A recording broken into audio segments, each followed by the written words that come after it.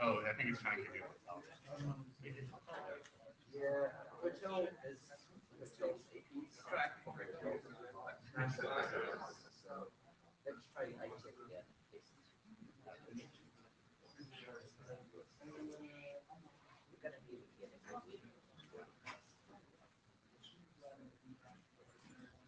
We're gonna be able to get it. It's probably like try it again. Probably it's 82.1x. No, that's the, oh yeah.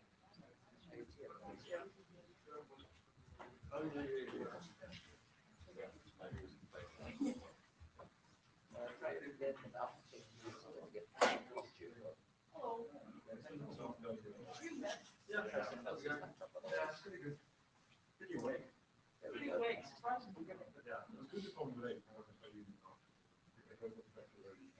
There's some like weird timing thing as well when we start.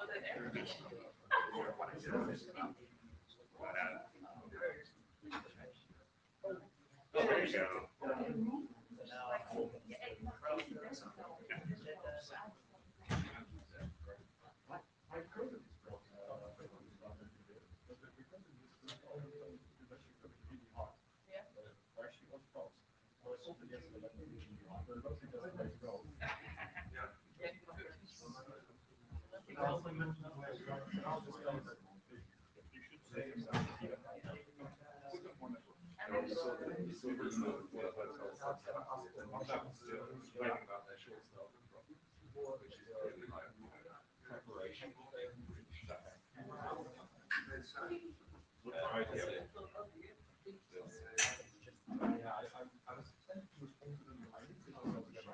Chris, are you a data tracker? Yeah. Testing, testing. That sounds good. So we now have asked to share slides. Can you approve that? Yeah. If not, I can see if I can. I don't see. Oh wait. There should be a. Preloaded slide. Okay. Yeah. Okay, so your slide, you are Okay, so that one, right? yeah, so we're not able to actually Oh, have the Google sorry. Slides. No. I lied. You don't want to share slides. Yeah. You want to share screen. Yeah, that would be perfect. Now will we have the infinite marathon? Probably no. I think you mean hopefully yes. I changed my mind. Yes. So you should get your slides up somewhere. Yes. So when you share screen, you can share that. Makes sense. And actually, you're going to do this.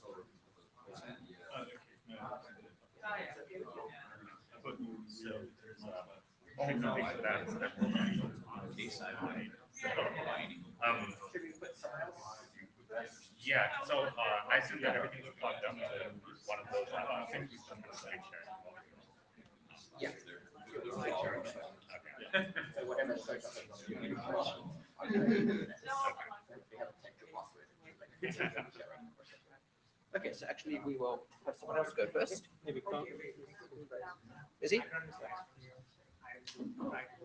So, is this microphone actually working for remote people? Can remote folk hear me? Maybe? Yay! Okay, so we have rearranged the agenda very slightly. And we will first be having the, what's the actual full name? Where did my packets go? Measuring the impact of RPKI, ROV. And that's going to be by Kun, who's presenting remotely. I guess actually before we should do that, we should first do the hello, everybody, and welcome to Philadelphia. I'm Warren. This is Chris. You're in the IEPG meeting, which is a informal gathering of network operators that happens before the IETF actually starts. So technically, you don't have to be registered for the meeting, but I'm guessing everybody probably is anyway. So this is us. Hello and welcome again. And let's get started. I guess how's this going to work? Would you like us to share the slides, or do you want to ask to share and you move them, whichever you would prefer? I believe I asked to share the slides, but then Okay, Chris, click the button and take it away. Lovely. So yes, I want to talk about where did my packets go. Basically, we do RPKI ROV. So what impact does it have? Firstly, so why do we actually care about RPKI? I mean, I would argue that okay, for some of us it's probably job security, but generally speaking, we care not so much about RPKI intrinsically, but we care about where our packets actually go to, and whether the place that they go to is actually the place that we intended our packets to end up in. And RPKI ROV is one of the ways we try to make sure that they end up in the intended place. There is, however, a slight issue with that. So, what's the problem?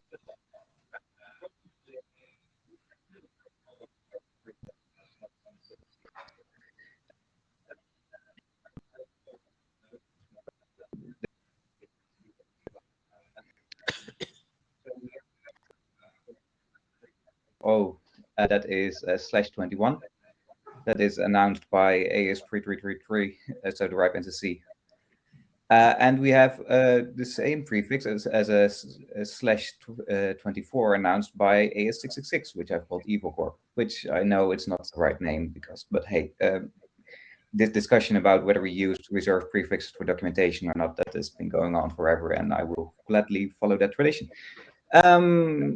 So they both announced that prefix to serve, and let's for this example say that serve doesn't do ROV. So they receive both of them, accept both of them, and forward both of them to the University of Twente. So that's the one on the right. So if the University of Twente were to do RPKI ROV, then it would look at both of those BGP announcements and then see, okay, hey, that one that goes from 1103 to 666, hey, that's invalid according to the ROAS that I have. So I'm going to drop that. Great. Okay, now we have only the other route available. Except that if we send a packet to, let's say, 193.0.1.1, then we look at what routes we have.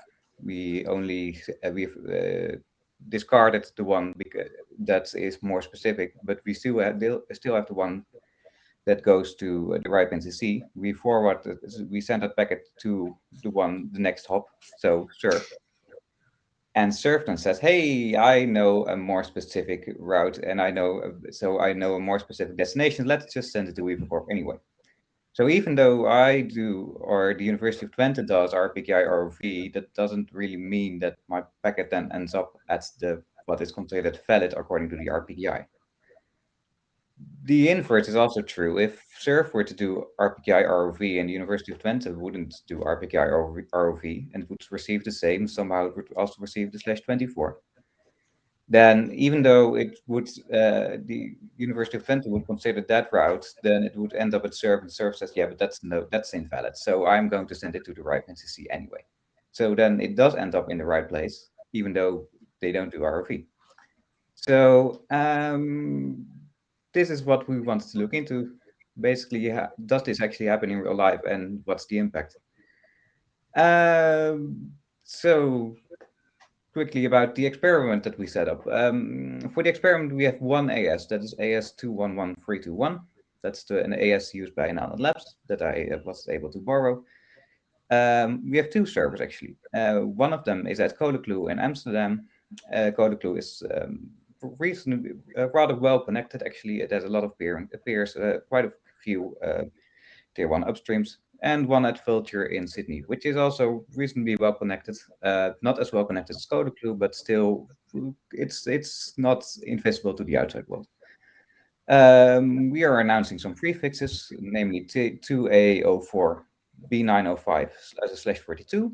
We have also a ROA for that has a max length of also 32 for this AS. So that one is valid. We announced that one from Vulture. That's what the blue triangle means. We also announced 2A04 B905 as a /33. So that one is invalid according to the rows that we have. But it is more specific. So if you look at just BGP, then it would be more specific. So we choose that. But if you do RPKI ROV, then you consider it invalid. So you choose this /32. And then to check whether you do RPKI ROV, we have a /48 that has an AS0 row associated with it. So if you do RPKI ROV, then you wouldn't even send your traffic to your upstream unless you use something like a default route. You would just discard the packet because you have no route available for that prefix. And if you don't do RPKI ROV, you would send it up to your upstream. All these IP addresses also have their IPv4 equivalents, namely in 203.119.22/23 and the others below there. But for convenience sake, I will just keep talking about the IPv6 ones because otherwise this becomes a very convoluted talk. So what we did, we set up 3 RPKI publication points. We have parent.rov.koenvanhoven.nl, which is hosted on 2A04 B905 8001. So this is inside the /32 announcement, but outside the /33 announcement. So this always ends up at Vulture in Australia, because that's the only route you could possibly take, because that's the only place it's announced. Then we have child.rov.koenvanhoven.nl. This is at 2A04 B905 2, which is actually inside the /32 and inside the /33. So depending on whether you do RPKI ROV and your upstreams, where your upstreams send your packets to, this ends up at either Codeclue in Amsterdam or in Vulture in Australia. And then we have invalid.rov.koenvanhoven.nl, which is at the invalid prefix. So if you hit this, then you are likely not doing RPKI ROV. So yes, that's what I said. So quick intermezzo about why RPKI publication points, because well, every measurement that you do on the internet has a bias. We want to look at networks that were more likely to do ROV than the average. RPKI publication points also, because validators load the data at least once an hour, they generate a nice steady stream of traffic. So we thought, hey, this might be a good way to actually measure this, or at least get a feeling for this. But mind you, this doesn't say something about the World Wide Web, of course, because most people or most organizations are still not doing RPKI ROV, and most that don't do ROV also don't run a validator, because you don't run a validator for fun, or at least not most people I know. So this is actually the slide that most people are waiting for. This is the results. This is a small table. The value at the top right is actually the value that you would most likely expect, namely the amount of unique IP addresses that drop invalid, so didn't manage to reach invalid.rov.koenvanhoven.nl and ended up at Vulture in Sydney, so at the valid location. However, as you can also see, there is in the top left also quite a few that, even though they did drop invalids, they still ended up at what I would say is the wrong location, or the unintended location, if you look at it from the RPKI perspective. So that's the category that, well, I mean, even though they did RPKI ROV, their upstream send their packets to a location that they thought, hey, we know something more specific, and then it was not the place where the originator expected it to go. However, we also see the inverse, because for all those that don't drop invalids, quite a large portion is actually secured, does go to the intended location according to the RPKI, merely because their upstreams do. So this is quite an interesting. It was quite an interesting first to see this, especially this bottom one, because I at least didn't expect this. I didn't expect that this would have such an impact, but luckily it does. So I would say that I'm not going to say whether this is a positive message or a negative message. That's something that you may decide, but it's quite interesting to see, I believe. So during these measurements, we ran into some challenges. The first challenge is actually quite simple. At first, 99% of traffic that went to CodeClue, and now that seemed a bit strange, because why would all traffic go to CodeClue? I mean, at least some people would do RPKI or ROV and drop invalids, right? Well, I mean, Vultr didn't do ROV, we knew that, but they would apparently, if their traffic reached their edge, they would think, hey, I know a more specific route. So they would redirect it to another tier 1, and then it would make a loop around the world and end up in Amsterdam. I've seen trace routes where the packet starts in Amsterdam, goes around the world, reaches Australia, and then goes around the other side of the world again. So if you need BGP scenic routing, then this is a way to do it. Not really efficient, and also well, problematics for what we wanted to test.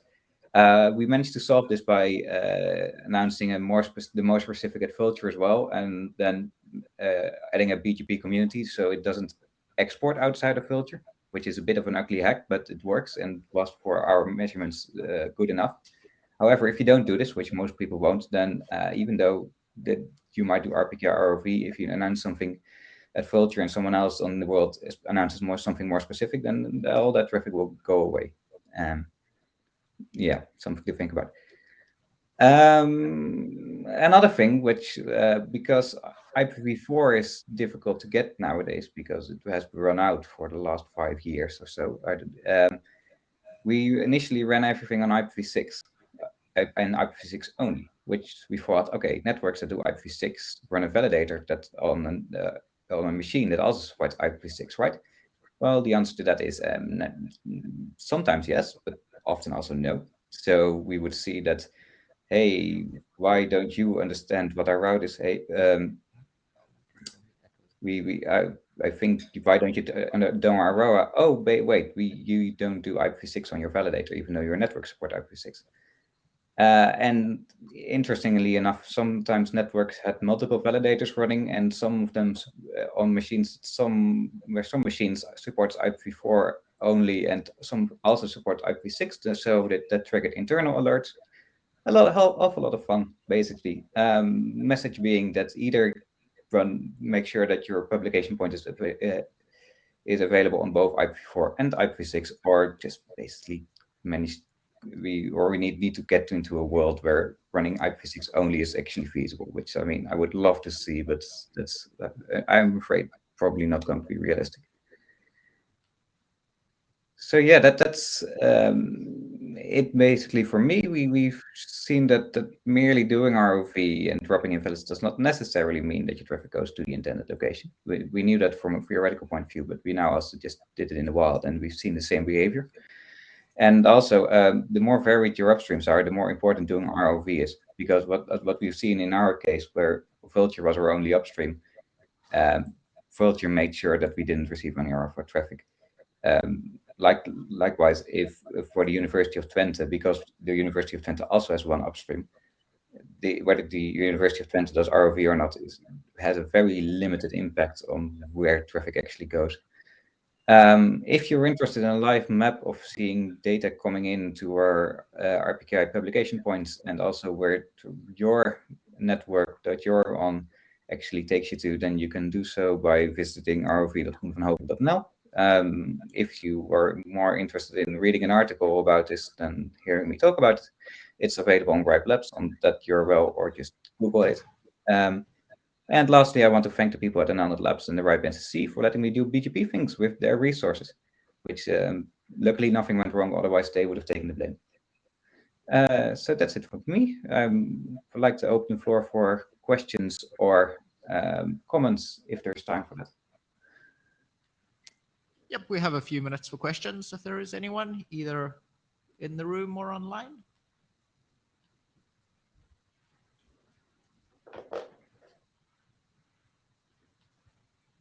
Going once, going twice.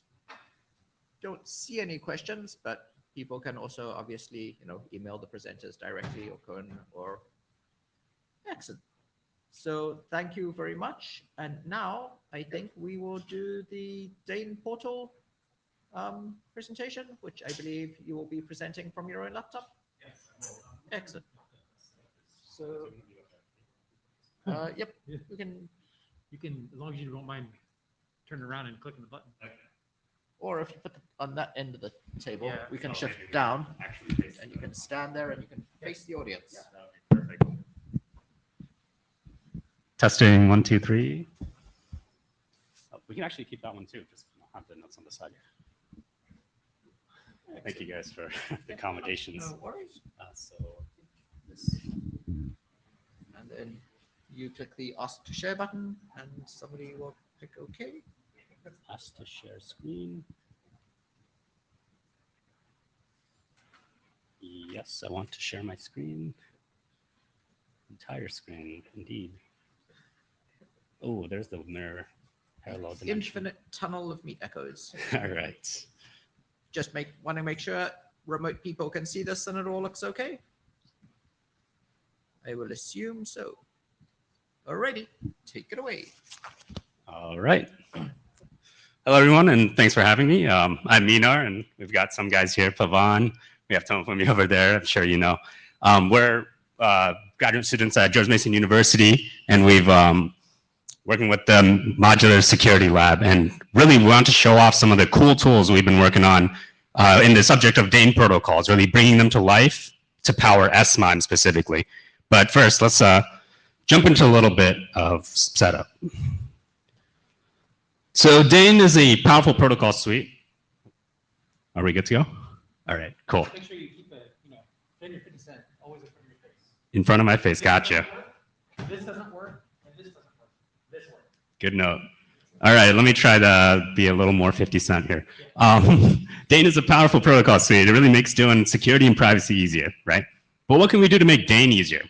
That's kind of the question that inspires us. So for the everyday person, why can't we simply turn on secure messaging on the internet? Now I know what you're thinking. Hey, we could do messaging on certain platforms and apps, right? We got WhatsApp, Signal. We got like our organizational PKI. We can do email really easily. But should we really be limited on the internet for proprietary platforms and that kind of PKI boundaries, right? And what about usability? To get to that next stage, we kind of want to be sure that everyday users and operators that make the gears spin are not burdened by the overhead of having to manage doing secure messaging, secure object sharing and whatnot. So the idea is like what HTTPS did for transport security. We want any entity to be able to transact end-to-end secured with secured objects with any others over the internet, right? On like a wide scale. And this is for all sorts of use cases. So that's why we're launching this basic research into how Dane can unlock these long needed protections for those uses. It's like MHEL, smart and connected cities, CTI sharing, something I'm currently working on personally. And then we got 5G, next G, all these hot topics. Dane can really bring that to the next level for those protections across the internet. So let's start by securing one of those basic protocols, right? If we can work with the Model T, we can work with the Tesla. What's something that everybody uses? Email. And what is this going to allow us to do? It's going to let us find out exactly what people need to make end-to-end internet security seamless and turn on everywhere. And the catchphrase here is kind of to make it invisible. So for that, we need to make usable tools, right? Making it easy. Well, securing email with Dane, if that's our use case, we need the tools. We need kind of two sides of the equation here. We need to be able to set up Dane, right? It requires some level of work from domain holders on the DNS, and we want to make that easy for them. And we also want to use the certs from Dane on the user side, on the clients and the MUAs that the users will use. So that's a lot of uses, though. They'll be able to do email easily with the tools that we made to really show that off. So for the first one, we made the cert management portal, daneportal.net, and then we made the MUA add-on called Courier. So some fancy names there. We'll show them off, don't worry. And really the goal here, well, a little too forward. The goal here is to find out what people need to make end-to-end security a default, as I said. We do know one thing for sure. One thing that people definitely need is key management, right? And cert discovery. And we got a lot of solutions for those, but as I kind of implied, Dane is kind of an excellent answer, right? And we just need to use the tools to make it easy. Daneportal.net. Okay, I'm accidentally clicking on the thing here, sorry. It's an open source federated cert management system, and I'll show you what that means, and a dedicated DNS infrastructure as well to make Dane easy, right? And really the way it works is domain holders will enable Dane for their DNS Sec sign zone, and the email users will simply manage their certs in like a delegated manner for specifically the emails they are given control over, to the degree that makes sense for the organization. So let's go ahead and see. These are screenshots, but we can get the idea. Just hop on daneportal.net and you can start to enable Dane, create a new user like you would normally imagine these online portals to use, and log in. And suddenly on the first page, we'll see this dashboard page where users can add see their email addresses and zones. So this is just kind of like a subset of the page here. But basically, down over here, if a new admin, somebody that owns a domain holder, URI, wants to enable Dane for their zone, they'll go ahead and try to claim it. Now, here I can try to claim example.com, even though I don't own it. Anybody can claim any zone, and they will need to actually verify it, obviously. And the flow here is pretty straightforward. We just use the ACME protocol. To prove ownership, they just need to add that TXT record in their zone and have DNS Sec enabled, and we'll verify that straight through. And we'll go ahead and try to hook it up, basically, to finish the delegation, just like any normal DNS Sec zone. We add the NS record, DS record, blah, blah, blah. You know the stuff. So this is pretty straightforward for kind of delegations. Now, this is the interesting part. So with Dane, we can do kind of the Dane zone management. Our portal will actually create the Dane zone for you, enable Dane, whereas the admins, the actual domain holders, have full control. They retain control over the keys here. They can turn it on and turn it off, have it accessible. And how do you check that it's actually active? I'm doing the same thing, sorry. How do you check that it's active is, well, you use some kind of tool like SecSpider that'll go through and make sure that the delegation works. Because DNS Sec, right, the Sec part is to make sure Dane requires that, basically.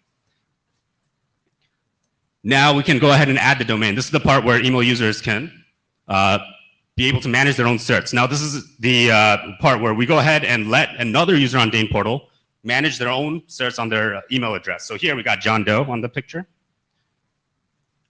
And we added him, and you can see that when you go back to the dashboard, you can go ahead and click through and manage his own data on Dane Portal. So this is another screenshot showing the page where John Doe will be able to set a cert. So we can just add that, add the cert on this page. And over here is pretty interesting to note the Dane-specific protocol usage selector matching. If anybody's familiar with those, those options are there. The defaults are given to be the most permissive and the most complete. So those defaults just allow you to start doing secure email. And once again, we give the ability just to do a quick self-signed cert as well. But that's just a standard open SSL, not too much fanciness there. We can download it and use that cert. Now, John Doe, go ahead. He went ahead and added his cert here. And he could just toggle it active if he wants, and he's good to go, right? You can start doing secure email just as easy as that. And just another thing to note there, where you can just toggle it on and off. That's not really that easy in classic PKI, is it? Cool. So we saw how that was making Dane pretty easy. Just a straightforward flow. The admin added that zone, and then the email users can, in a federated manner, manage their own certs on that on the Dane zone. So yeah, feel free to check it out. We got more links over here. Now we saw that first half, so we jump ahead and show how users can actually have it auto-resolve Dane certs on Courier. in their MUAs to find out what users need to make end-to-end security a default. And really, the motivation for this is here. We don't really have wide-scale EDE security, but by observing our tools in action, we can find out what makes sense if we are to make EDE default.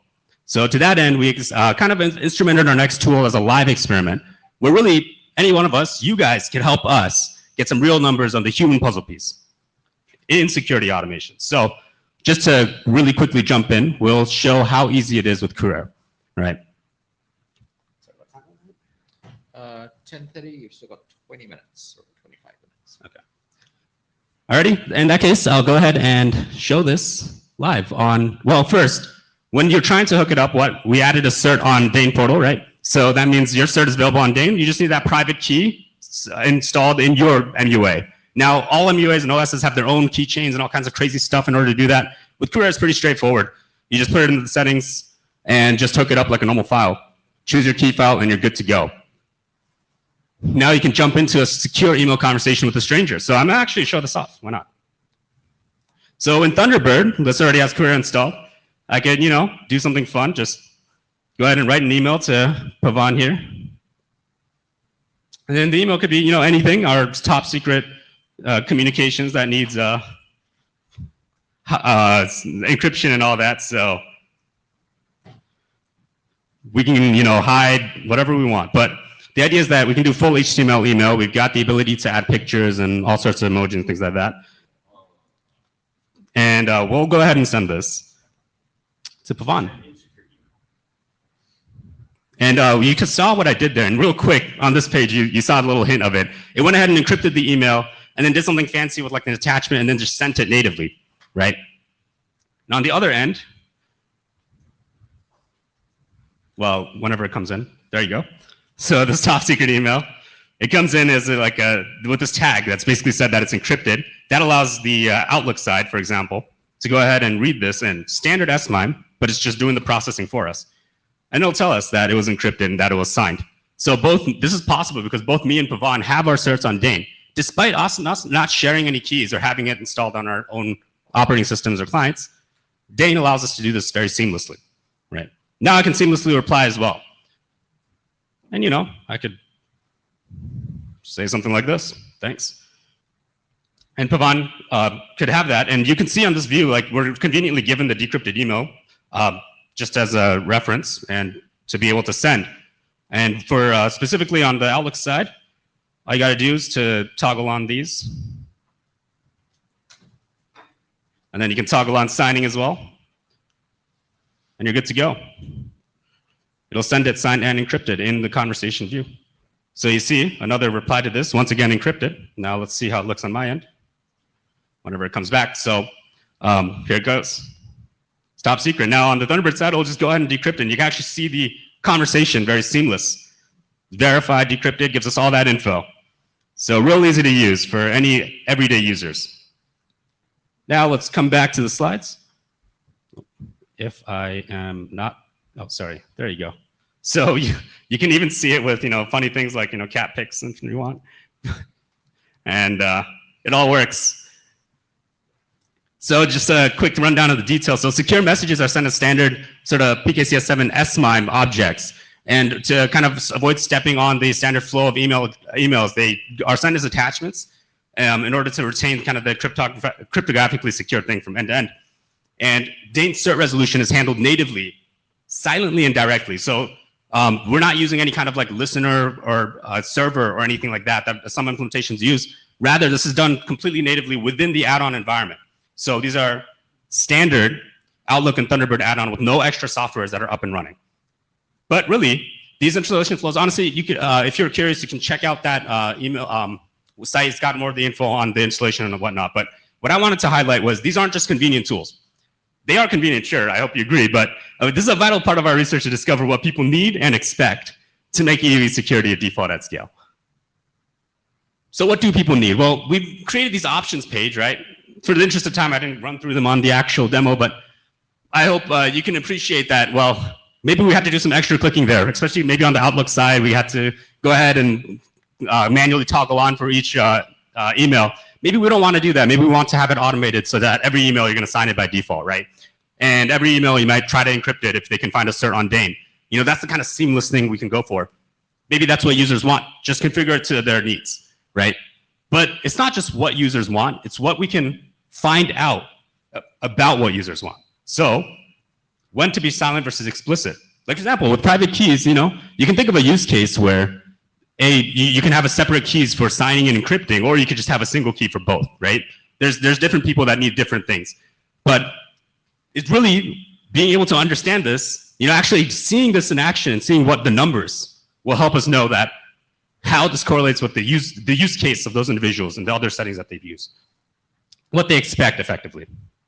And this is where our study comes in. We are conducting an IRB-approved study where users can opt into an anonymous user study, right? And it's basically on the options page. You can just toggle it on. And really, you can help us see what the shape of the needed security is. But except that these specific toggles, just, you know, the kind of anonymous general ones, will be shared as statistics to our telemetry server, along with the DOE server that we're using for the DNS resolution. But only obviously if it's public, so only the public information. Users can optionally answer some basic demographic queries to really zone in that info as well to support the statistics that we're getting. And it does not invade your privacy in any way. The telemetry is shared only in specific times when you change your settings, and then it never tracks anything about your emails, only noting the set default configs. And naturally, you have the right to be forgiven. You can toggle off at any time, and it's completely anonymous, and you can request all your data to be removed if you ever did toggle it on. And we can't do it alone, right? We're trying to find the results that let us automate and enable security on the internet. And for that, we greatly appreciate your participation. Try out our tools and go ahead and toggle that on if you feel you will let us actually see this stuff in action. So we can step back into the big picture. Dane as an architecture lets us make end-to-end security more seamless for every person on the internet, right? We recall in the past that IETF made this push for HTTPS everywhere, right? And we now live in a world where the internet scale transport security is kind of solved. It's a default. Everybody expects it. You see that lock on the browser. It's all good, right? We believe that sort of ubiquity should be the case for internet scale object security, end-to-end security, right? Where any random entity on the internet, not just some public server, could transact with other entities in a secured manner seamlessly. But we shall start with the tools for email security, as you saw in this presentation. And this is just a proving grounds, though. Going forward, if you help us find what users need, you know, trying them out, joining our study, then we can further our research on the new uses for Dane that I mentioned, you know, cyber threat intelligence and mHealth, smart cities and IoT devices to be what users actually need. And that's where I'll leave you guys off in. Thank you very much.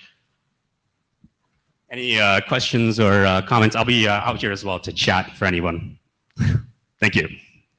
Excellent. So we have Jared and Peter in the queue. I guess take it away, Jared.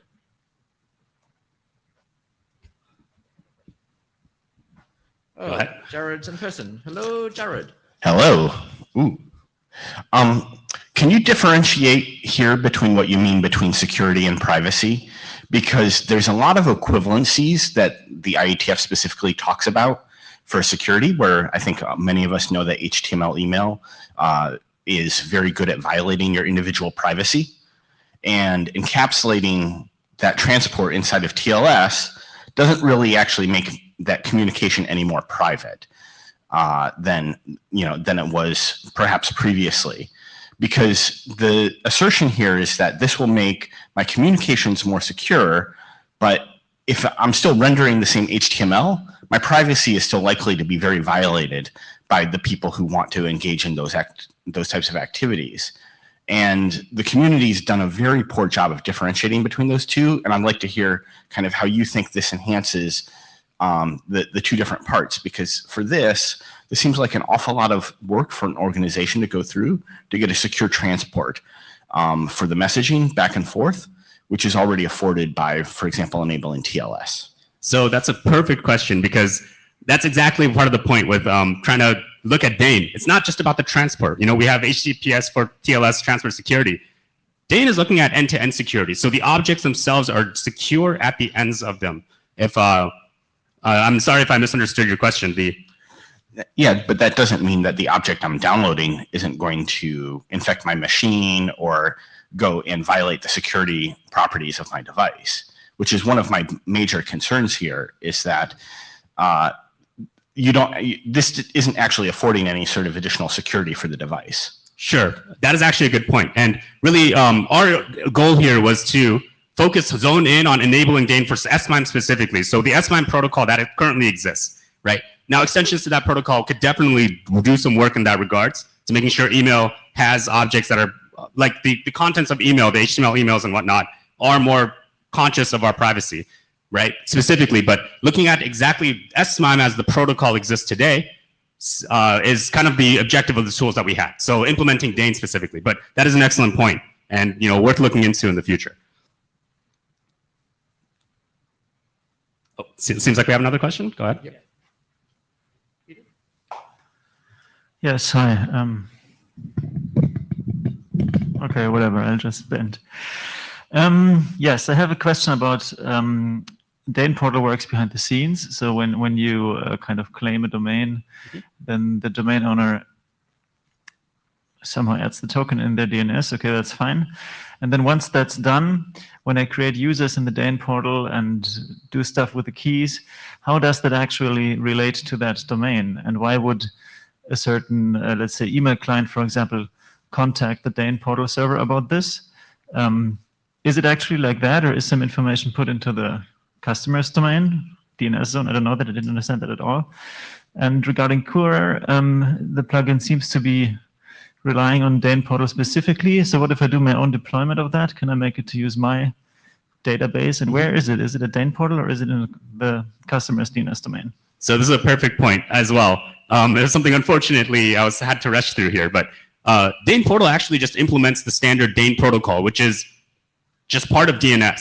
DNS secured by Dns Sec. These are just standard DNS domains that are zones that are beneath like our normal structures that zone holders have, just with special protocols, domain names, right?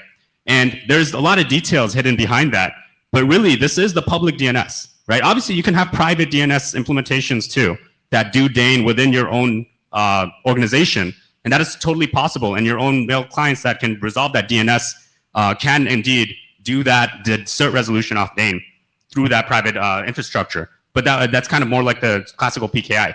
But when you're connected to the public DNS, you have this secure root, like you're doing Dns Sec, you're starting at the root zone, you're coming down, it's resolvable no matter whether anybody that's hooked up, just like if you have your own name server and you have your own domain on it, it's just like that, So this isn't any special proprietary database. This is indeed the public DNS. Dane portal is just a front end and a kind of the infrastructure, meaning we just have a specified name server for that. Yes, sure. But when I use the Dane portal web interface to configure something, how does that end up in my zone? Because I don't remember you showing that the DNS provider's API key is given to Dane portal or something. Right. That is done through a manual delegation. I think I might have rushed through those slides a little bit, but like for example, Dane portal will actually be serving the specific subzone for Dane. So it will have this own name server serves it. But that's something it does currently, and we're looking into having more like general name servers as well. But really, the delegation is just a standard delegation. Just use the NS record and you put it in your parent zone, and it is delegated to Dane portal, right? And the reason it does that is because underneath that zone, it can add the records and change the records as needed to suit the user's perspective of each email user being able to access the domain and add their own certs, because Dane has their own records and the protocol for it. I think there was a question on the Courier side as well, but I think I forgot that. I'm sorry. I think I can repeat it. So, Okay. Leif, is Courier dependent on Dane portal specifically? Yeah, that was the question. That's a perfect follow-up, because no, it doesn't. Courier is resolving through the public DNS, so it's using a DO server and starting from the root and just looking for the email address with the proper following the Dane protocol. So if I do my own deployment using, absolutely, it doesn't matter, right? Yeah, and the cool thing is Dane portal is actually open source, so you can that even was take my it next apart. question. Okay, Yeah. thank you.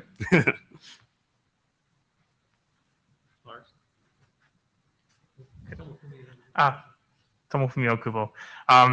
There was a lot of talk around Dane and things, and I saw how hard you worked on this firsthand, and I really want to thank you for doing this. This is great. I hope everybody, tries it out. Yeah, absolutely. Thank you so much, Snowflake. I really do hope people are willing to give it a shot. You know, it's up and running right now, both those tools and their respective sites and documentations. Hi, Lars Lehmann from NetNode. So where exactly are the secret keys for these certificates stored? So there are no, so which certificates? Are you talking about DNS Sec zones? No, the user certificates used for SMIME. Sure. For the SMIME, the users will have them. So in that, we briefly showed the tool that allows users to create a certificate or key pair. That is there for convenience. It is using just it's a thin layer on OpenSSL. So using OpenSSL, you can generate a key pair. You've got a cert and a key. And Dane Portal promises that it's not going to save any of that, and it doesn't. It's open source, so people can verify. But basically, you're just prompted to download those. And once you download them, it forgets about it. It's like one of those things where it gives you a web page to download. It's up to the user to keep track of it, technically. So yeah. So which computer generates the key? The actual key and cert, for convenience, the user is given the option to let the server generate it, meaning run OpenSSL on the server, right?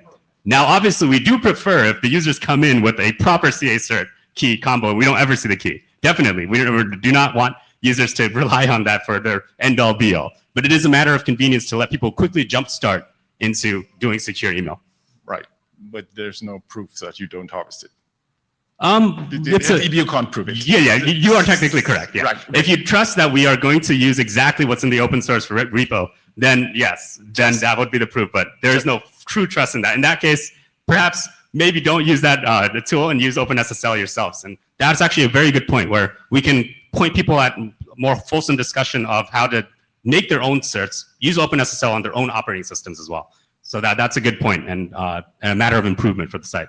So if you can improve that process where the user generates his own key on his own computer and then uploads it to use and then feeds it into the DNS, that would be really, really awesome. Mm-hmm. Yeah, like it would be a matter of pointing to like kind of a run through of how to do it themselves. It's also worth pointing out that it is perfectly fine if you are a user that already has CA certs, that you're already doing SMIME and you just want to push everything on Dane, whatever you have currently, right? And it's perfectly fine for you to keep your own key and you never use that utility at all, But you're right, because the utility is up in front there, it is worth doing a bit of a stronger messaging as well. But yeah, feel free to actually go up there and see how you feel about the messaging that exists. I believe it is pretty cautious when it says that, it is preferred that you go ahead and make it yourself too. But this is just kind of like a convenience tool. But great point, thank you. All right, so. Anyone last questions? I don't think we do. Excellent. Thank you very much, everyone. Thank you, guys. Great presentation. And I think next we will have the IPv6 extension header performance and metric diagnostic, which is a very long title. So, hello, Nyalni. And will Chris be bringing up the slide deck? Thanks. Excellent. Thank you.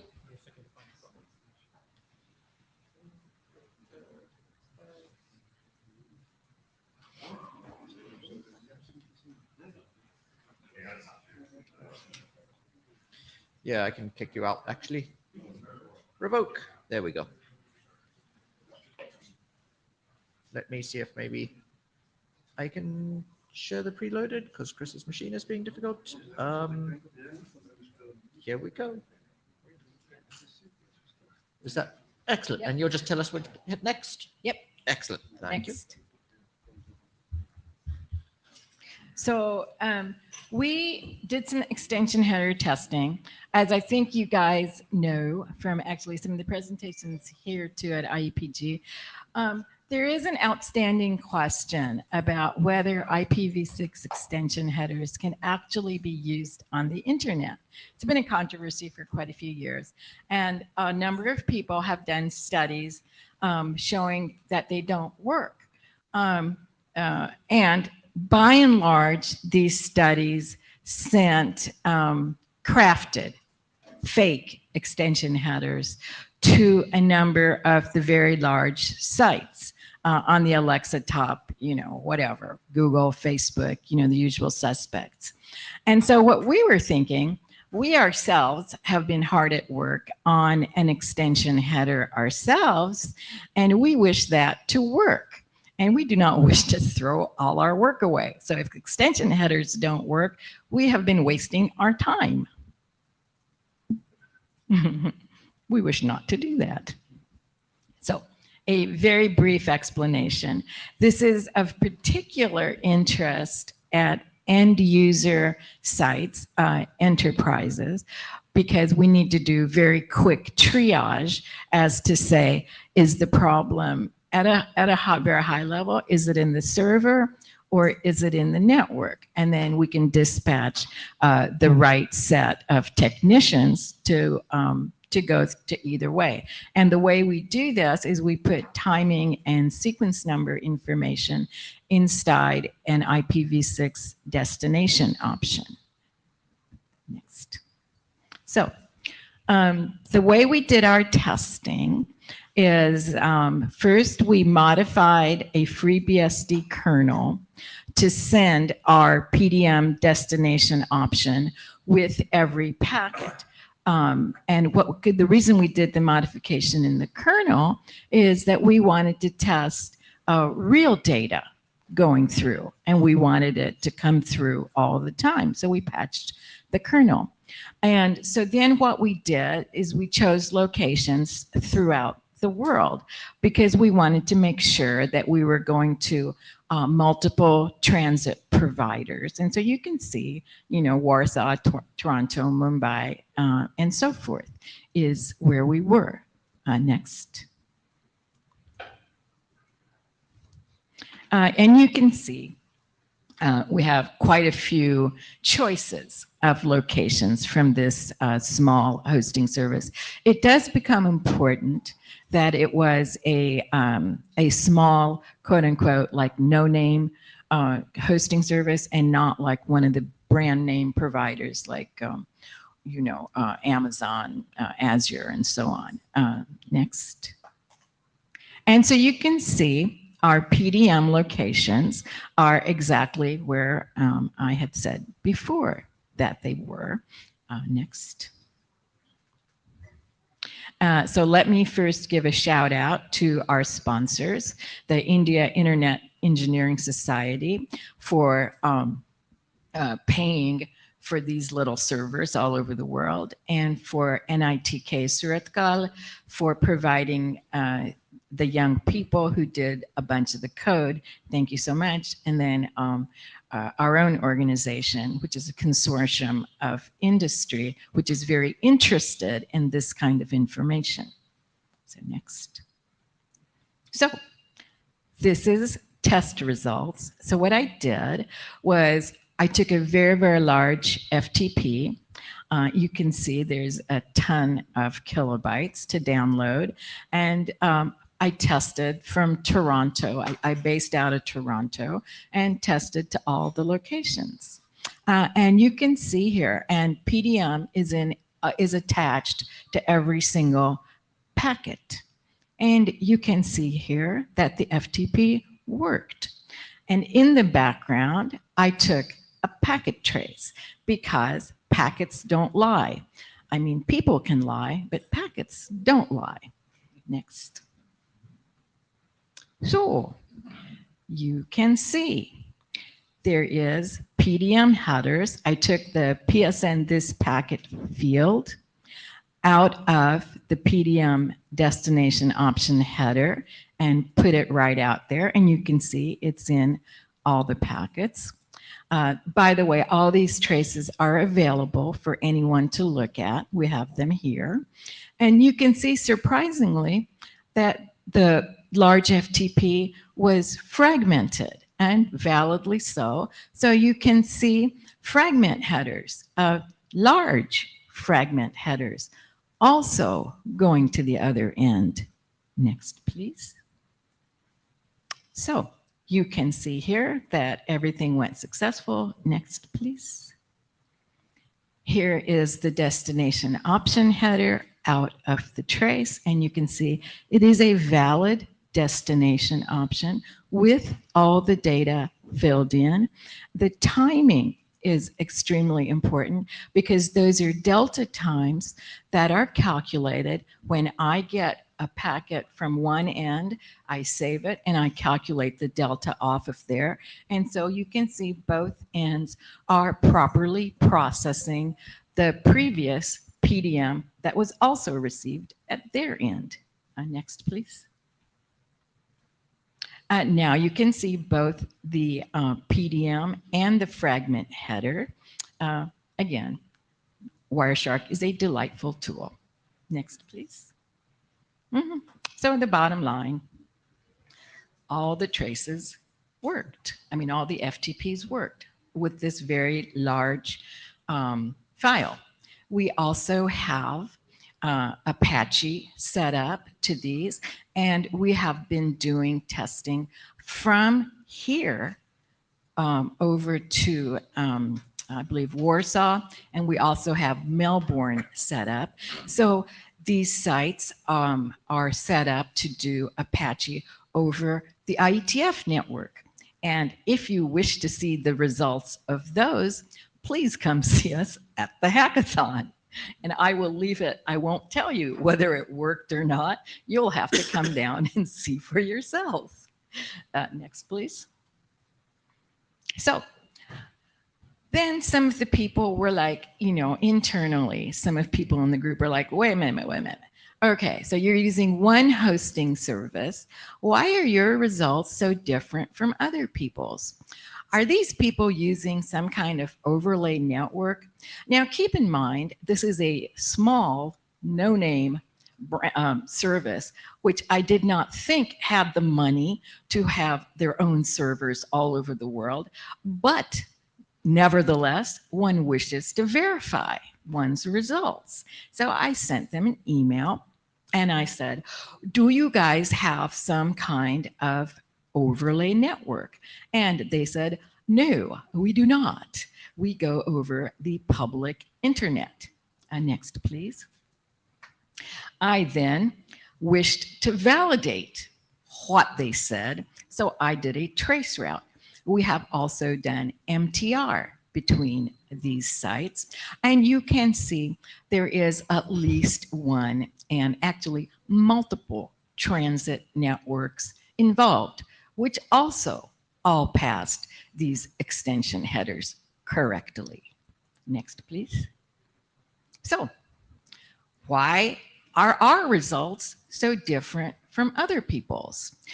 So what we believe is that we are using a real data and a real extension header and not fake data, which may validly be dropped by people. We are also not going to the Alexa top whatever. And this becomes important because we said, well, let's see whether our results are also consistent with other people's. And indeed, if you use the large hosting companies and go to the Alexa top whatever, indeed, there are issues. But the question is, well, why? Because in our mind, these things are not being blocked at the core of the internet.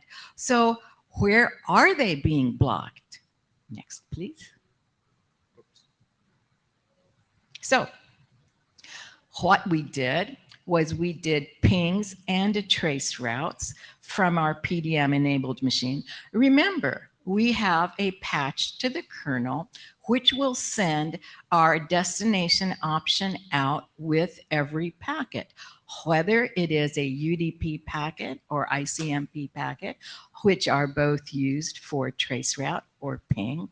And so what we wanted to see was, let's say that our PDM enabled traceroute does not get through, but the non-PDM enabled traceroute does get through. Where does it stop? For example, if there are 8 hops between ourselves and say Facebook, then is it always dropped at hop 7? Or is it always dropped at hop 3? Or is there a random number where it is dropped? The question being is, did it get to the destination network or the edge of the destination network, or was it dropped randomly somewhere else? Next, please. And you can see in the traceroute packet capture that all these packets come back, and you can see the PSNs showing that there was PDM. And next, please. And so what we are doing now is summarizing all this information. And the important thing is to do a DNS resolution for the hop of interest.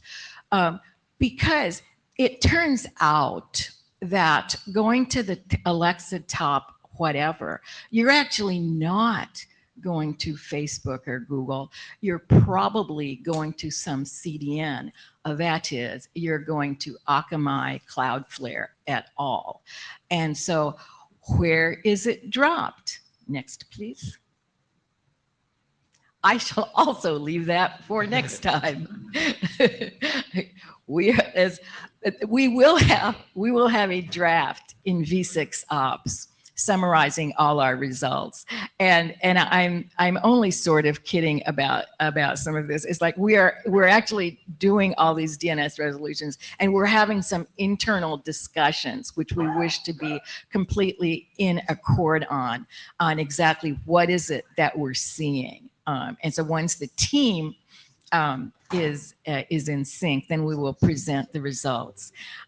We welcome collaborators. We wish for others to test and validate our results. And if you wish to collaborate, we can make our virtual machine with PDM enabled, and you may test for yourself. Again, we want to be careful, because if our results are indeed correct, letting this kind of thing loose on the internet for anyone to use at all for any reason could create some potential issues. So please come talk to us at the hackathon and hack demo, and we can show you the results. If you wish to test yourself, we can work with you, and you can do a trace route ping, or actually go into our Apache and take a packet trace for yourself and see what happens. Any questions? Is that it? Any questions? So thank you. I think this was fascinating, and how different these results are to some of the other ones. I think it's interesting, and hopefully we can find out, Why? Yeah.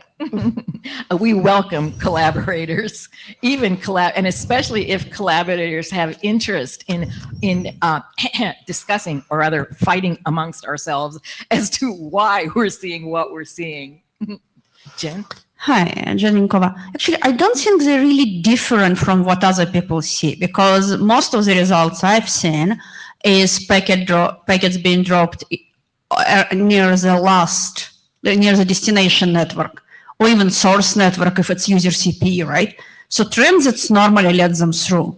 So I do not see really conflict with your results with any other, right? So it's not normally the destination network drops it. And if your vantage points permit them, yeah, I'm not surprised you see them going through. And a question, is there any reason you're doing DNS lookups instead of looking at IS numbers? Because I think IS number might give you a better indication who actually controls that hop. We can certainly do that. The reason I was doing DNS, I'm not, okay, so a couple, all right, let me answer that one, and then I'll go back to some of the other comments you had. It's because, to me, for me, it seems really obvious. It's like, how close did it get? So like if Akamai, for example, not to pick on Akamai, a wonderful company, is if they're hosting your site and you're, and you're already at the edge of the Akamai network, and then you get dropped, then I think the question is, are packets being dropped at random points in the core of the internet or at the edge of the destination network? Those are two very different questions. Yeah, I totally agree. I'm just you're trying to find out which network drops the packet. Right. So I'm trying to understand why you are using DNS to find out who owns that IP address instead of using IS number attribution for this address. Because DNS PTR might not even exist, while that address definitely belongs to some IS number, which indicates who owns the device, usually. Sure. We can do either, either one. I mean, yeah, fine. We can use AS number. Yeah. But Google announces Starlink empty space. Yeah. Any other questions? As I say, we welcome collaborators. And if you want to see our results live, we're happy to talk to you at the hackathon. And yeah, maybe come back next time as well. We'll get happy next to. IEPG. No, happy to do that. Hi, just wanted to put one that was in the chat. Anna asked, do you plan to do any hop-by-hop extension header testing? We're actually doing that in the hackathon. We're trying to break the RFCs. So yeah, come and we'll present. Actually, we're looking specifically at hop-by-hop, and the results are a little bit interesting, a little bit scary also, hence the security considerations, and we'll present more on it at the hackathon. By the way, Anthony is a member of our hackathon team, and Liquid is we're happy to have them working with us at the hackathon. And I'm part of these troublemakers too. And I just wanted to add to what Anthony said, and in response to that question, that a key determining factor of why these results are occurring, we think, is the type of extension header, like hop by hop might be different than DOH, and the content of the data in that. Correct. So those are key factors, we think. Good question to whoever asked that. Yeah. Great. Yeah, you guys, great team. And yes, we think that it should not be a surprise if fake data is dropped. I think that actually speaks to good code at somebody's firewall.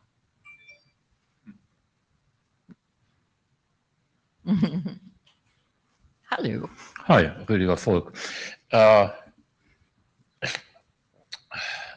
little bit nasty question. Please. What kind of bad conclusions do you expect to result from your claim that packets cannot lie?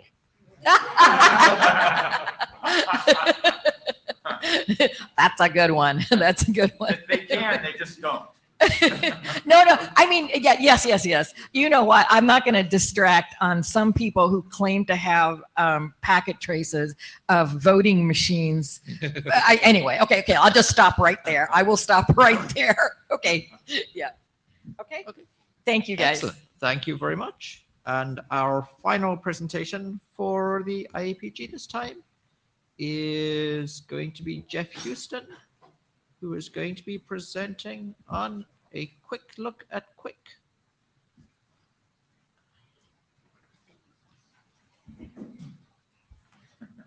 The red square. Good morning, all. Thank you. This is a very quick look at the use of the Quick protocol out in the wild. And I want to sort of compare and contrast theory and practice. Next slide. Next slide. Someone? Yeah, okay. You all know this. Next slide. Well, you all know that too. Next slide. Yeah, pushing a lot of buttons very quickly. So, as some of you might be aware, we've actually tried to do large-scale measurement by actually, with some support from Google, by actually enrolling around 20 million people a day through use of an advertisement campaign where the ad actually contains a scripted set of URL fetches. And if you look at the DNS and regard DNS query labels as actually microcoded instructions and make the servers give unique answers every time a query hits it, you can actually bypass most of the internet's normal caching and expose the client to your own servers. So unlike lots of other measurements, like measurements, the Alexa, where 1 point measures 100 or 1,000 or 1,000,000 sort of remote points. We're actually enlisting millions of unique users every day to come to a small collection of servers which are on VMs around the world. Now, we did this initially to actually dispel the myth around IPv6 deployment is big, non-existent, whatever, with very little measurement behind it. And so we started doing this ad campaign to actually enroll a whole bunch of users and say, here's the thing you can get to only if you have V6. And here's another thing you can get to, which is dual protocol, and we're kind of interested which protocol you use. This was actually a revelation because it kind of dispelled at the time the myth that there was an awful lot of V6 around there at the time, and exposed exactly where it was and why. And we thought, well, we can go further. And we started looking at Dns Sec, because again, if you say, well, here's a name that's not validly signed, the number of people that go to it is kind of, well, you're not validating, are you? You've got a resolver out there that just doesn't care about the Dns Sec validation. And then we started around IPv6 fragmentation and extension headers. And completely different outcomes to where Nailani is reporting, completely different. It has a lot to do with the experimental technique. We have no control over what end users run this. It's basically the ad campaigns do all the enrolling. So this is really the internet as measured from the outside, you and I, as we look into the infrastructure. And so we thought, well, okay, let's actually expose the same thing for Quick. Next slide. And this is relatively vanilla stuff. Nginx has now got a beta version of its server that has all the Quick functions enabled. And so we're running 121.7. We looked at what Apple have done recently with iOS. I think 15 was the first to actually release it. It might have been earlier, I don't know, but certainly in 15, where those devices in particular will actually do an HTTPS DNS query and look for that ALPN record. And so we effectively create a dynamically synthesized ALPN value for every single unique DNS name that we're using. And so the HTTPS record is there predominantly for those Apple devices. And of course, there's the alt service header, which has been traditionally used by Chrome. Now, I should make a note about that, because you're only going to see that there's an alt service record if you go and get it. And if you don't go and get it, you don't know if it's there. So you need to actually get the thing presented twice. Now, with ads, we normally say, here's a list of URLs. They've all got unique names. You only see them once. It doesn't matter what you put in there, it isn't going to get triggered. So we then revised the script slightly. And for a couple of these ones, particularly this one, we wait. And we actually wait for 2 seconds, which is an interesting number. We wait for 2 seconds, and then we tell the user, go get it again, same DNS name, but we alter the HTTP query args. And hopefully altering those query args seems to defeat most values of HTTPS proxying if that's what you're behind. So the idea is for about 1/5 of our experiments, we do 2 fetches. For everyone else, we just do 1. Next slide. Yeah, said that. Next. So these are the big answers we've got. We've only started running this in June at sort of a massive level of deployment. We're doing around 15 to 20 million experiments every day across a unique batch of users. Thank you, Ad Engine. And I'm contrasting the second fetch to the first fetch, because I can see the difference. The first fetch is really, really low, 1%. So if you put something out there, even with the DNS HTTPS record, about 1 in 100 users will actually go and say, well, I'm going to use HTTP3. I'm going to use Quick.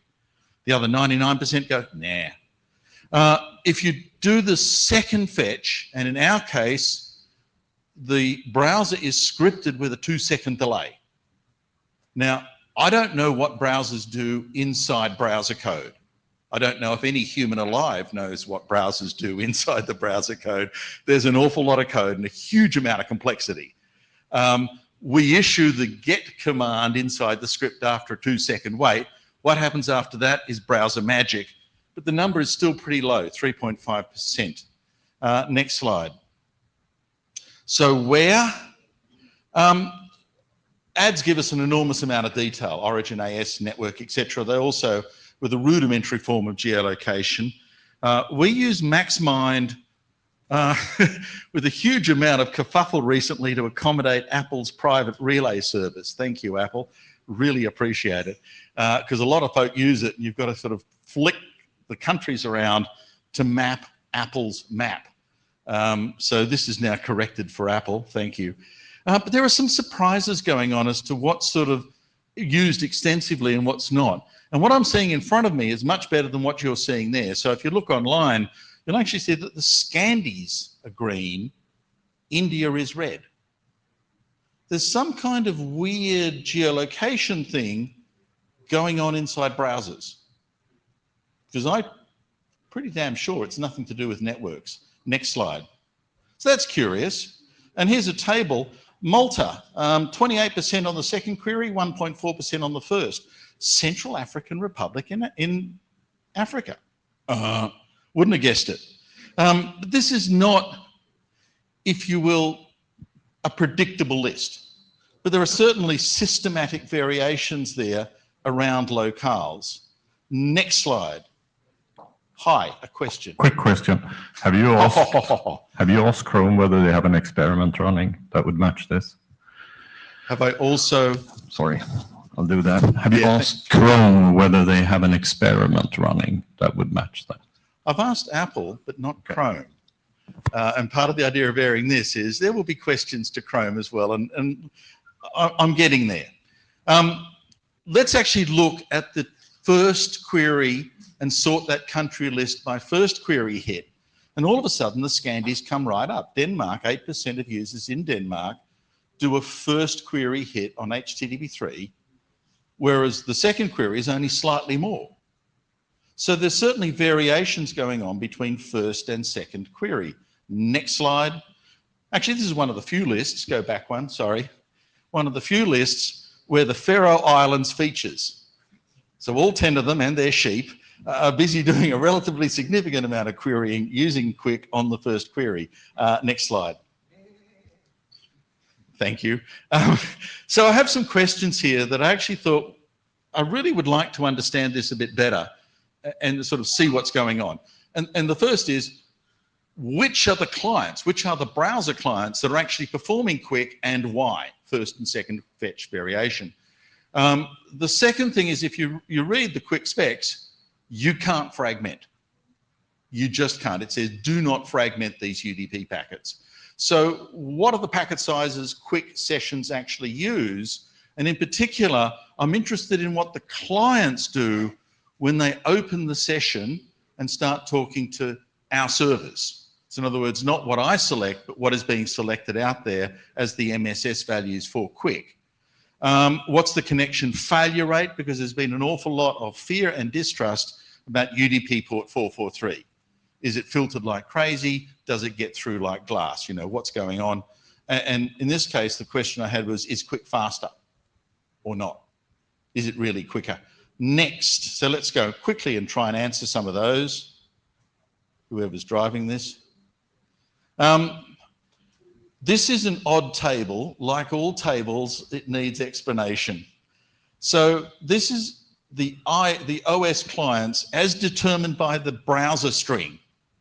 What hardware are you running on, or what operating system? Everybody lies, right?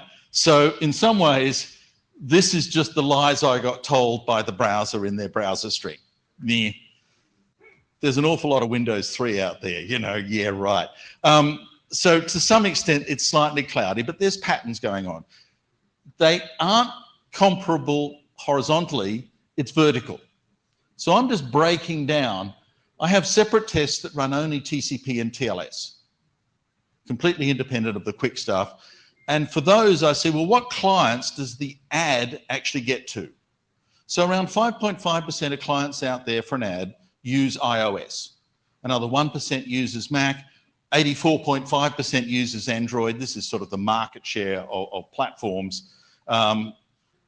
Windows still exists, and you Linux folk, you've got a lot of work to do if you want market share. So they add vertically, not horizontally. So let's look at the first fetch. And what you actually find is, of all the folk who use Quick immediately, 93% is iOS, 2.8% is macOS, and the rest don't count, and they're probably lying. So this really is an Apple thing that's actually looking for the HTTPS record and acting upon it. Now, I only had 1%, but at least 6% of clients are actually using that platform. So it seems that Apple's doing around a 1 in 4 filtering and only selectively going to Quick, as determined somehow by Apple, not by anything else. Interesting. And on the second fetch, it's predominantly the Android platform with a little bit of iOS. And again, there are liars and all kinds of stuff because it's the browser string, but predominantly it's an Android behavior. Next slide, please. So let's go to the browsers and the browser clients, and this kind of sort of sorts it out. The world is Chrome. No one else matters. Just it is. 91% of folk that we flush out in ads are running the Chrome browser, or so they report. So it could be variants, WebKits, whatever, who knows. But 91% basically say, I'm Chrome. On first fetch, 93% say they're Safari. So this again says, it's Apple. Interestingly, on the second fetch, a huge amount in Chrome, but also some degree of use in Safari. Some of you iOS users seem to prefer, some of you Android users, I really don't understand that. It's higher than it should be. Yeah. Next. So who does it? Well, it's Apple, it's Safari, it's the DNS HTTPS record. It only does 1 in 4. It only does about 1 in 4. Not sure why. The Apple folk can answer that much better than me. Chrome, why isn't it everyone? Why aren't I seeing 94%? Because if it really is a second fetch, waiting and asking again should trigger it. That conversion rate, as I observe it, is tiny. We will return to this. Next slide. Okay, so park that thought. Yeah. On to the next one. What's the packet size? The sizes that folk send me tend to correlate pretty well with the RFCs. 46% are exactly 1200 octets on that first packet coming in, the packet that's padded up, that the spec says must be at least 1200 octets. 46% go, yeah, okay, fine, 1200. A few folk are more inventive. We'll go 1250. Yay, good on you. And a few more folk go, we'll go 1252. Okay. And a very small number go, we go 1354. Yay, them. Nothing higher. So whatever you think, there's no one kind of pushing the boundary here, because predominantly on that first packet, you have no idea what the path MTU is. And so 1350 is about the extent of which people are going to say, okay, let's go that far, but no further. If that first packet is fragmented, nothing works. Next slide. Quick connection loss. This is unusual. This is like seeing a 99% drop rate for hop-by-hop extension headers in V6, except the other way around. I look at packets that reach me, so I have no idea what the client attempted because I can't instrument them. But what I see is when I get that initial connection packet, and Quick has enough exposed that you know it's an initial connection packet with an initial connection ID, I answer, I should get a second packet. So I look for the amount of time when I don't get the second packet. And on one day, I had 19 million of these sort of initials. I had 46,000 that never sent me the second packet. The failure rate is 0.24%. Now, that's an awful lot of equipment out there that thoroughly trusts UDP port 443 incoming in response to an outgoing. Yay, good on them.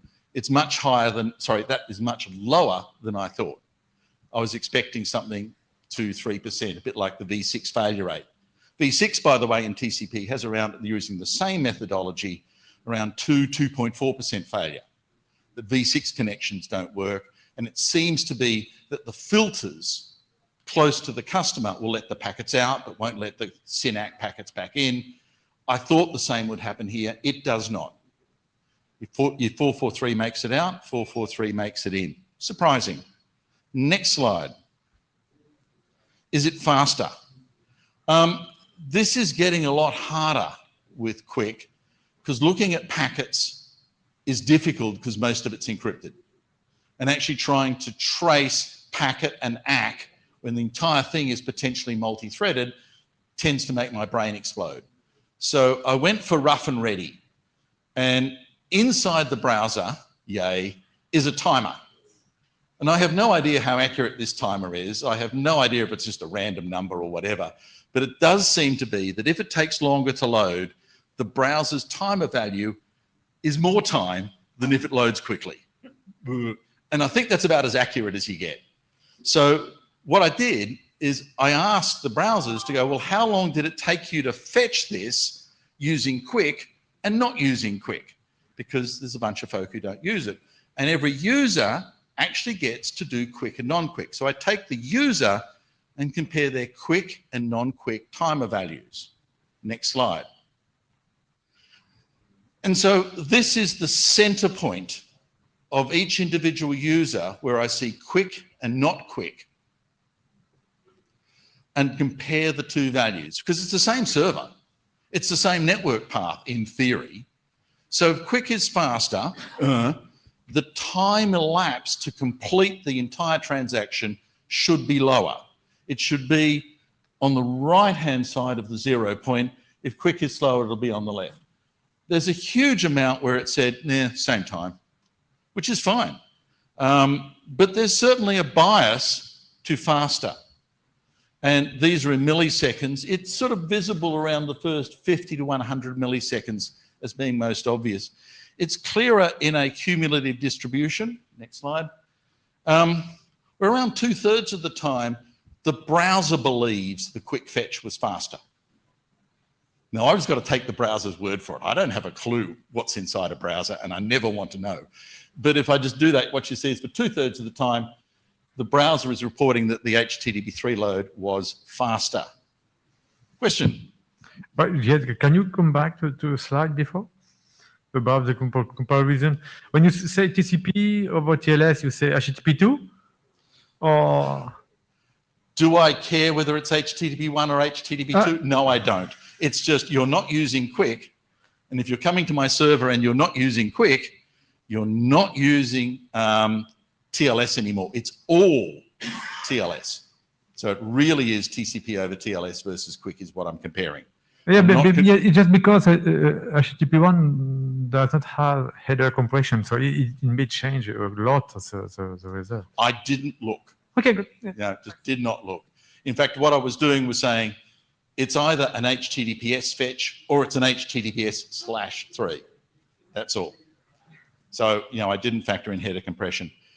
Go forward 2 slides, were we? Yeah. So this is a summary of what I said. Next. Now, my answers are weird. And I tried to find some other public answers, and the most immediate one is on the Cloudflare radar site, where they're reporting served from Cloudflare, 30% of their web fetches occur over Quick. So what I'm seeing is far, far lower. Now, I have no reason to doubt that. It's a fine number. But again, there's sort of, why are we seeing very different things? Next slide. So I certainly agree, but I actually think Cloudflare is low. Because if Quick is enabled by default in Chrome, it should basically, all these connections should head towards Quick. And so in Cloudflare's case, I suppose the real question is, to what extent is Cloudflare seeing first fetch versus subsequent fetch? What's their breakdown? Now, I can't see in behind Cloudflare, so I really don't know. And maybe that 30% is a reflection on how many times the client got there once received the signal saying if you go there again quickly within the cache time, you'll go and use quick, but they didn't get there. So only 30% of their folk went there twice. Or Chrome is not doing it all the time. I have no idea. So that number is kind of difficult to unpick, but ours is certainly a lot lower. So why is my number so low? I think that 2-second timer is way too fast for browser behavior inside Chrome, personally. When I say at the script level, wait 2 seconds and do another fetch, the incredible internal scheduling issues of the Chrome browser with their multiple execution queues, etc., make that 2-second timer almost a random spin. And I may well be doing the second fetch way too quickly. But that's something only Chrome's going to answer, and I, for one, am not going to look at the source code. So I might be being too aggressive here. I could make that a really long time, but you folk as users, when you see an ad displayed, if it's displayed more than 10 seconds, you go and click the X box and kill the ad. So if I bring that timer out, you're just not going to see the ad anymore, and I'm not going to get the measurements. That's why the timing's so aggressive. Next slide. So I don't understand a few things. I started actually looking at how many folk ask for that HTTPS resource record. A lot. 3 to 4 times the number of folk that actually do the first fetch. So surely, if you knew about that HTTPS record, you were going to do quick if you could. And if you get a positive signal, yeah, I can do this, you'd go and do it. But they don't. Somehow there is a control function sitting inside that Safari browser that goes, yeah, I could, but I choose not to. And my suspicion is with the country-based variations that this is a locale that changes the default behavior of Safari. But, you know, that's for Apple to confirm and for me to guess.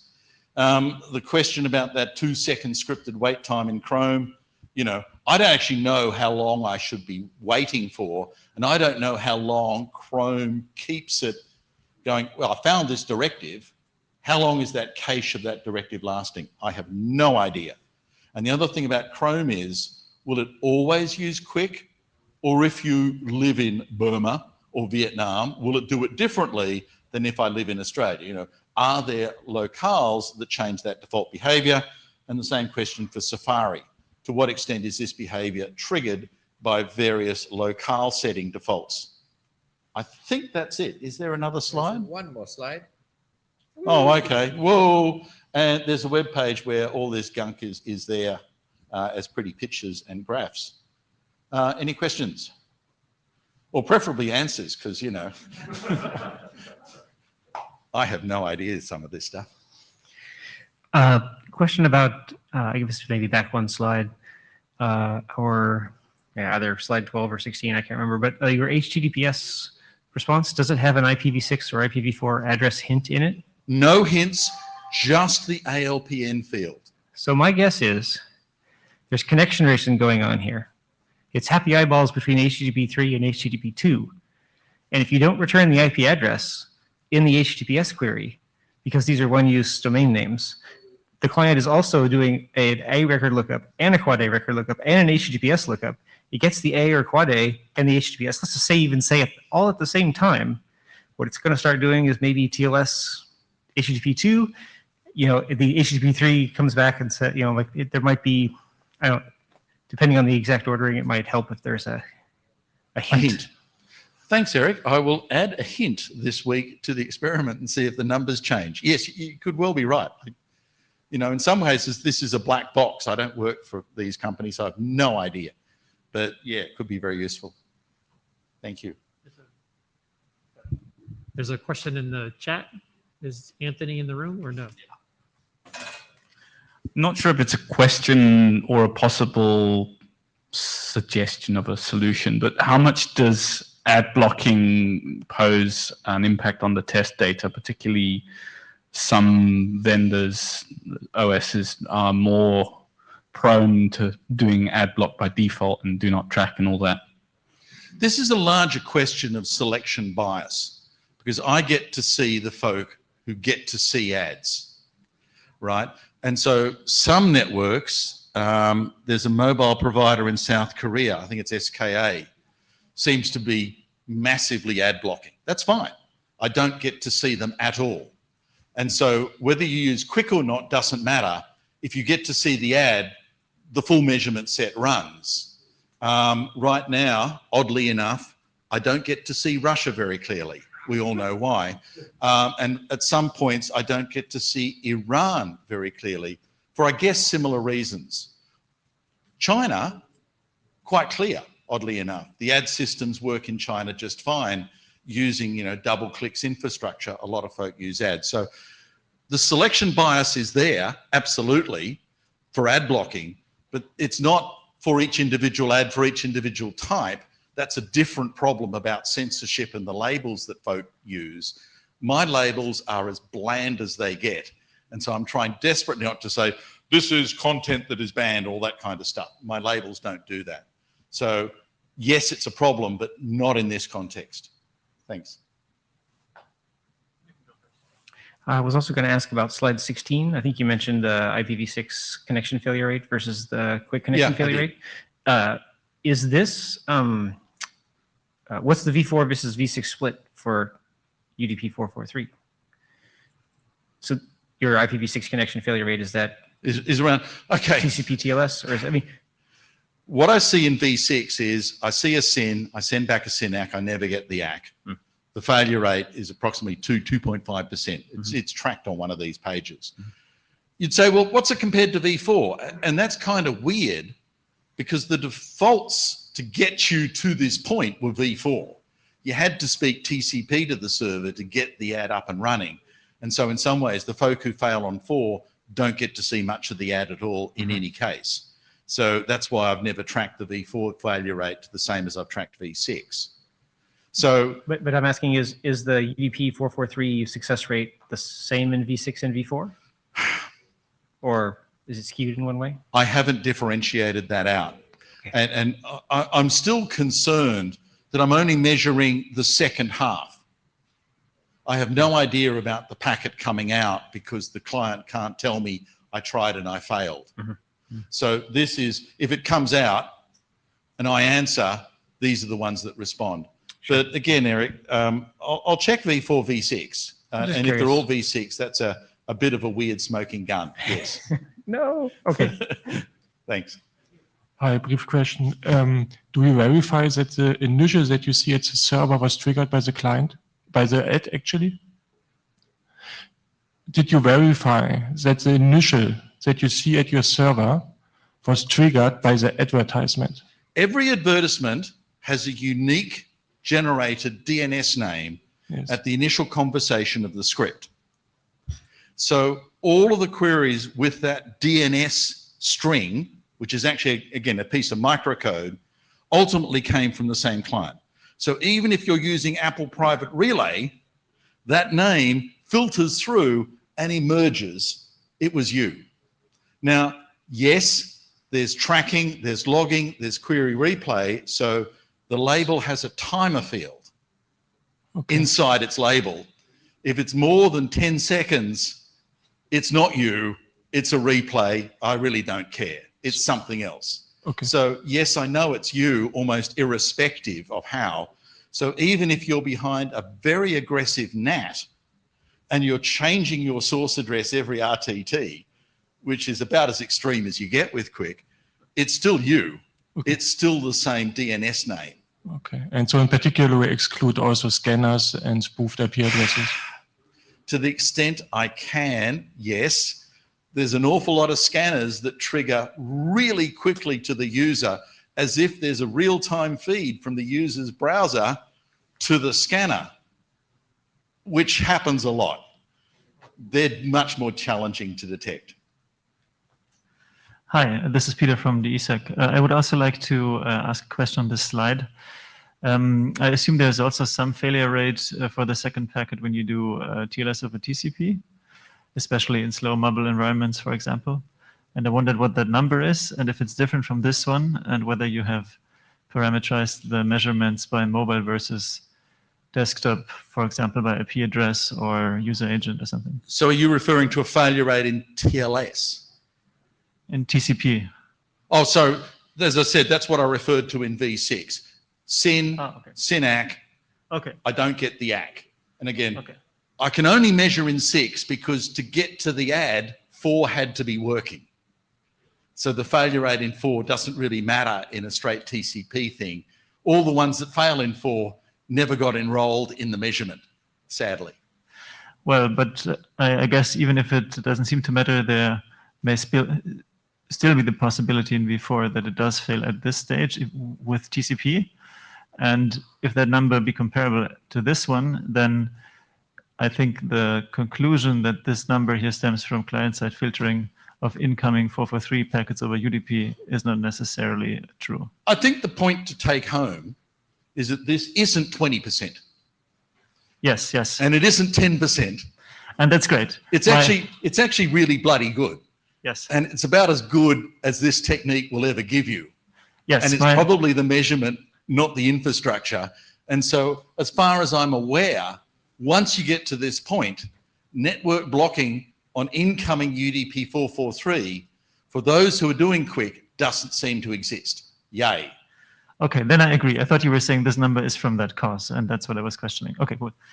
Then you have this diagram that shows the results that quick connections are quicker than non-quick connections. Back 2 slides. Oh, forward again. Yeah. Yeah, I don't necessarily need the diagram. Yep. So my question is if there are shared results where the DNS lookup would benefit for one part if you do it first.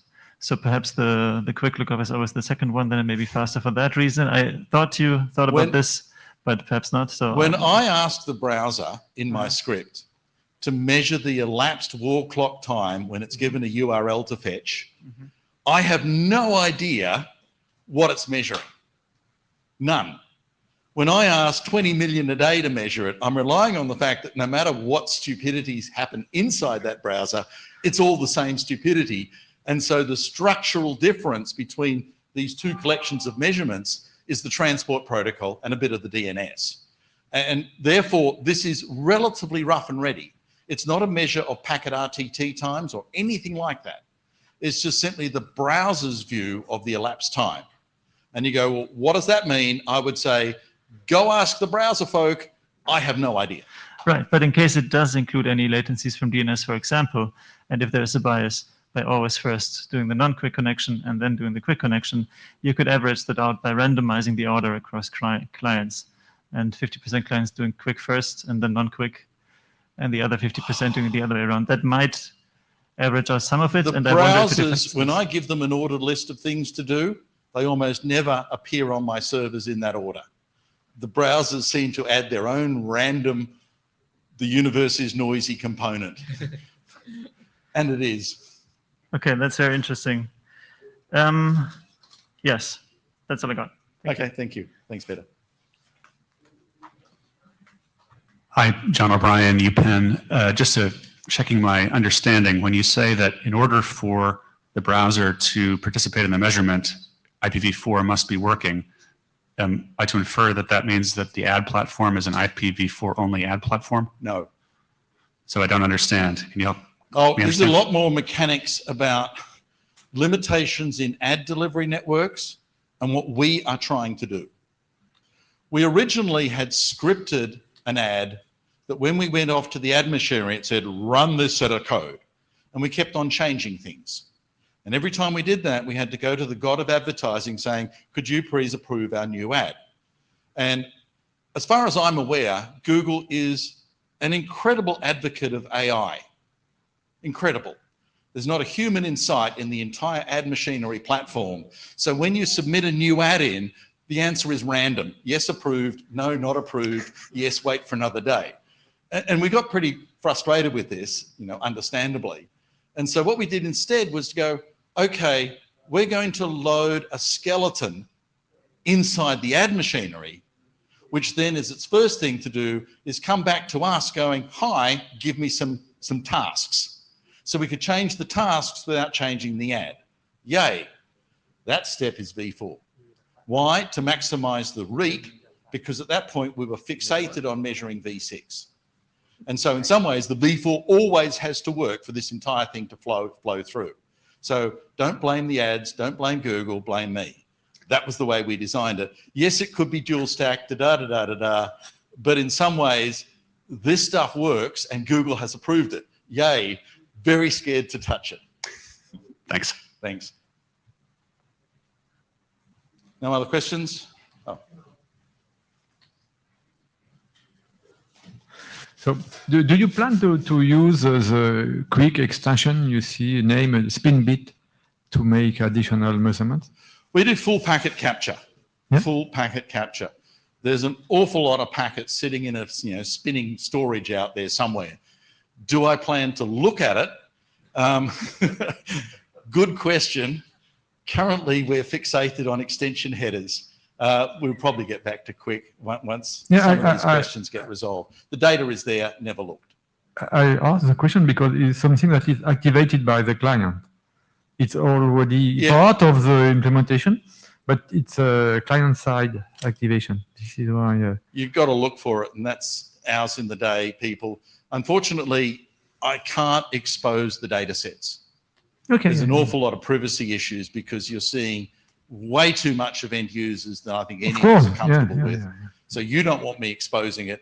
I don't want to expose it. It doesn't get exposed. No, but my question was if you plan in the future to ask the client to activate this feature to make a lost measurement somewhere on the path. You see? It's about the connection lost. If Nginx has it for free, I'll do it.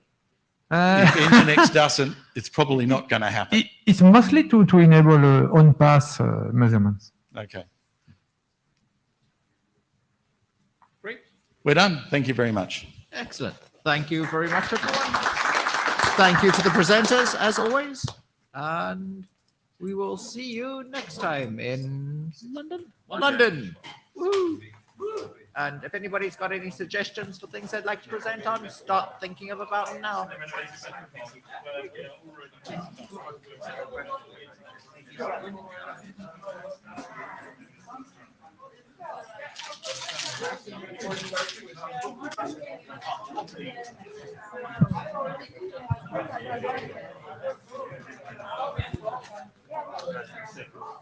See where Andrew is.